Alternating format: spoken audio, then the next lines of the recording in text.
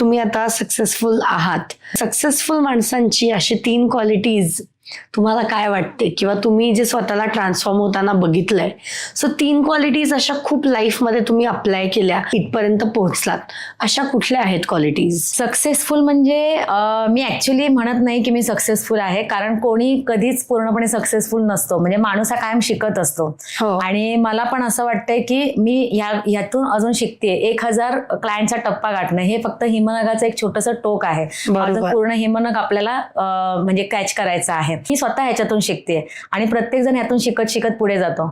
आणि दुसरी गोष्ट म्हणजे डाऊन टू अर्थ असणं. तुम्ही जर डाऊन टू अर्थ नसाल, तुम्ही तुमच्या क्लायंट समोर इगो किंवा बाकीच्या गोष्टी दाखवत असाल, कोणाही समोर, इन जनरल लाईफमध्ये सुद्धा, तर तुम्ही ग्रो नाही करू शकत कधीच. या 2 गोष्टी खूप मला इम्पॉर्टंट वाटतात. आणि तिसरी महत्वाची गोष्ट ती म्हणजे कन्सिस्टंट राहणं महत्वाचं आहे. कन्सिस्टंट राहणं, मेहनत करत राहणं, न कंटाळता ती गोष्ट वर्षानुवर्ष करत राहणं आणि त्याच्यामध्ये होईल तसं इम्प्रूव्ह करत राहणं हे खूप इम्पॉर्टंट आहे. याने तुम्ही तुमच्या यशाच्या शिखरापर्यंत पोहोचू शकता.